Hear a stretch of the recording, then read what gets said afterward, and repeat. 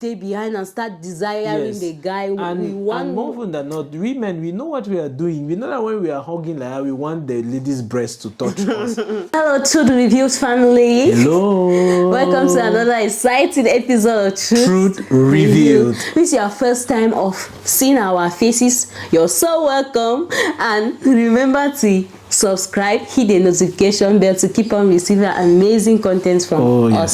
So today we'll be continuing with our series. So we are in a series, and if you haven't watched the previous video, please just go back and watch.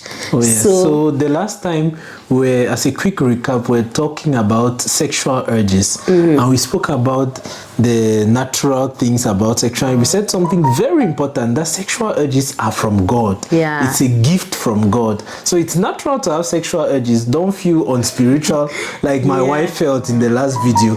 I tell you, that's so true, because I was like, what is this? Having sexual urges, that are normal things. When God created man, he gave them a command. He gave him a command: be fruitful and multiply. You cannot tell me that you multiply without sex. But at this stage, Eve wasn't around, so Adam had to bear these sexual urges till God brought Eve to him. So actually, having sexual urges is a normal thing. So today we're talking about the triggers. There are some things that when they are around, you will not be able to tame your sexual urges. So we'll just be discussing about it, and we'll be using the 5 senses to talk about this. Yes, and it's very important to know about triggers, because the Bible speaks about the fact that 3 times Solomon says in the Songs of Solomon that do not arouse love before its time. So there is a time when you have to arouse love, and before that, the love is like something that stays constant, and then there are some things that can come and wake the thing up quickly, and that's what we call triggers.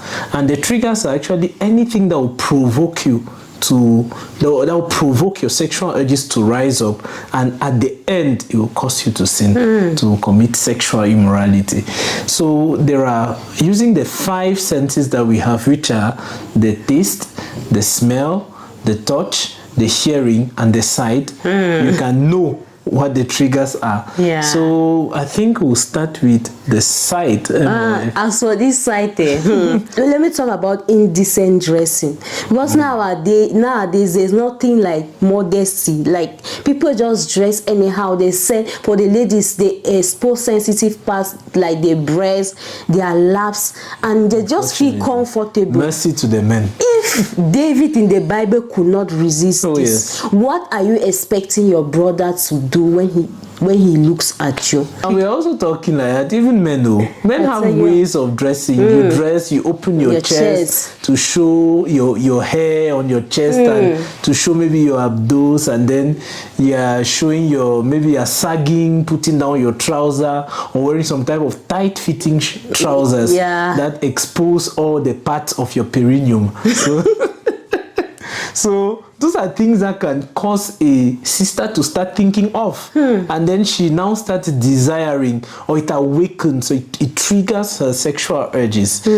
Added to that also, apart from indecent dressing, there are indecent programs like pornographic or romantic movies and romantic. As for this romantic movie, it's like my life is full of stories.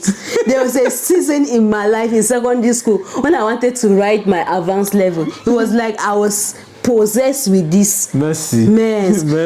I would take my book like that. I am in front of the TV watching the telenovelas while reading. I tell you, and it made me to have some wrong thoughts about love, desiring people to love me, wanting a guy to touch. Like, you want some deep hug. I tell you, you want a man's company. You want to be spoiled by the man. It gives you unrealistic expectation, and it arouses your love and make you want something extra, something more sexual. So those are the triggers. And even cartoons. Nowadays, even cartoons are filled with things that are pornographic. That's why we need to watch out. Obviously, nowadays cartoons are not just cartoons. Even the babies' cartoons has something sexual in it.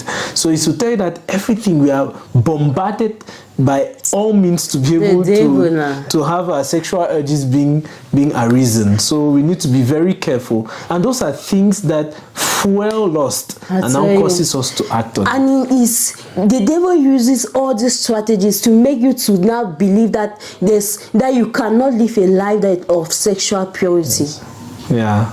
Unfortunately, and it's possible to live it, and that's why we discuss about this, so that you may know and avoid it to live a sexually pure life. Because the Bible says that my people perish for lack of knowledge. Because there are some things that when you're ignorant about, the devil easily uses it to attack you. The second, we'll be talking about touch. Yes, touch. Touch are things that concern caressing, kissing, and deep hugs, as we spoke about. So there are those things that have to do with physical contact. And the Bible says that all things are permissible, but not all things build up. So there are some things that you may do, it doesn't build up. And these are one of the things you say, oh, why should we not kiss? Why should we not hug? Why should we not embrace? It's not sex. It's not sex. But actually, it's a step before sex. It's actually a step that makes you usually, undoubtedly, go to sex, sexual intercourse. You see people that are like, maybe in courtship, that are like, oh, we can kiss, we are not having sex after all. But I can assure you that 100% of them will end up having sex together. It is permissible, but it doesn't edify. It doesn't help your relationship. It's not like by doing that you guys will become closer. The guy can still break up with you. The guy can still feel like a foolish girl after. Or maybe the lady may still cheat with another man. So those are not things that you should base or build your relationship on. Babes, even normal friendship, you see the way a guy hugs a lady. Like they come closer together, that deep hugs. And after that, the lady will stay behind and start desiring the guy. And more often than not, we men, we know what we are doing. We know that when we are hugging, like we want the lady's breast to touch us. We want to touch the parts of the lady, and those are sexual. Those are things that trigger your sexual urges. So you need to avoid those things. The next sense is hearing. And what can you hear? That's the question. Of course, when I'm talking about this hearing, it's more of music. Worldly music. That musics that a brother, sister, that will arouse you. Especially some of these worldly singers, you see them, they are singing music describing the sex acts, and it fuels the sexual urges in you, or making you want to love. Like they're speaking about love, you're so enticed in the love for things. Love. Yes, try sleeping with the broken heart. You're like, oh, I'm feeling with it. Or I mean, any of those very nice, it seems nice, enticing, subtle songs. But at the end, they're actually trying to make you desire somebody, desire to be felt, to have intimacy with somebody. And the Bible speaks about the fact that songs, they're very spiritual. It can make you switch to the positive spiritual realm. Like when Elijah wanted to prophesy, he asked that let them get him a minstrel, and the minstrel played the harp. Bam! He entered in the spirit and started prophesying. And at the same time, those things, when a wrong music is played, it can instead make you switch to the other side. And then you instead desire sex, you desire anything foolish. And let me tell you, it's a medium by which the devil can attack you and possess you as a human being. So you need to be very careful. Those things, it acts as a very strong trigger. And it's not for nothing that Lucifer was actually the one that the Bible speaks about. He was the angel, the archangel of music. So it's to say that he uses music to influence people a lot. You need to be very careful. So, my wife, what do you have to say about smell? Is smell one of the triggers truly? It's a little bit something strange. But there are actually people that just the sense of your perfume is going to arouse them. Yes. I think it's something that you need to consider. And the Bible also, when the Bible speaks about the harlot, it speaks about the fact that she has a particular smell. Like there are smells that entice you. Like you yourself, you know from experience, there's maybe somebody that has passed with a particular smell that attracts you. So those are also triggers that we may feel like they're not triggers, but they are real. And what still again, when you are fallen for somebody or when you're interested in somebody, that person's smell, even if you smell in another person, it may trigger you to want to get to the person. So you need to be very careful with smells. Yes. So and then there are also other triggers. It's true you asked me what about taste. Yeah, the fit sense. The fit sense. You can add it on the comment section. Yeah. Now, as other triggers, there is a very important trigger that is bad company. Yes, that is so true.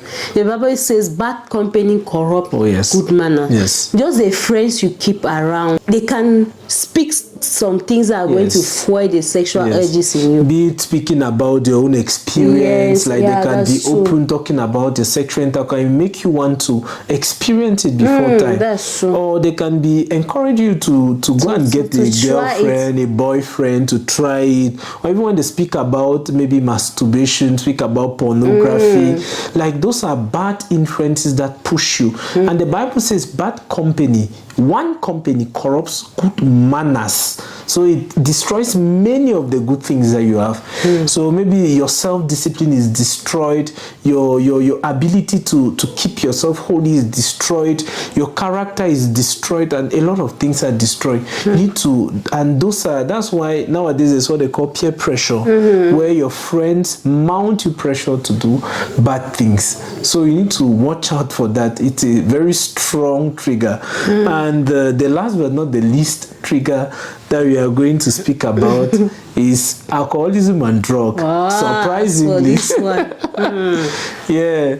So alcohol makes you high. Yeah, it makes you high. You know when you're high, you want to dare. You want to try things that you have never tried or things that you have never done before. You want to do them. Yes, like it makes you go off from yourself, and then you want to be doing things. And just look at Lot in the Bible. It was after he drank and he was drunk that he had sex with the daughters. He could never. He was a righteous guy. He could never have wanted to have sex with just imagine that this was somebody that God took from a place where there was homosexuality, there was sexual immorality and everything. He was exempted, but just because he drank alcohol and he made him to fall into sexual immorality. So it's to tell you that really that thing has a strong impact on you. And like I remember in those days when I used to consume alcohol, like I remember one time I was nearly getting drunk. I mean, I was feeling light. I felt like, hey, I could do a lot of things. So. So it's to tell you that those things really have an effect on you. So I think that was the last point. My wife, do you have something to say to this very beautiful public? I just want to tell them that most of the things that we have said here, you just need to self-diagnose yourself. Yes, it's very important. Because maybe we have just mentioned some things, we have not called the thing that actually triggers you. But look deep into your life. What are the things that it could even just be a habit. What are those things that increases your sexual urges? Yes, what are those things that make you desire? Or maybe it's that you are eating a particular food. Talking about even taste, maybe it's a food that you are eating. There are some foods that also make you high. Yes, I don't know that one. By the way, there's what they call licorice. Licorice reduces your sexual urges. So it means that there can be other foods that increase sexual urges. You see to diagnose me, I don't know that one. So it's very important to know the things that can make you fall. And there are some things that are universal to all, like for example pornography is a strong trigger. Now the other ones, maybe touching, like men are more prone to sight, women are more prone to caressing and to words. So you need to be very careful as a woman with what you hear, the way you are being manipulated by a man. And for a man, you have to be very careful what my you husband see. is already giving us the next video. We are going to place Don't give them the gist ahead. Next video we'll be talking on how you can tempt yourself from these sexual urges. So stay tuned to the next video. Watch out for the next video. We love you. We love you. Bye. How you find so again?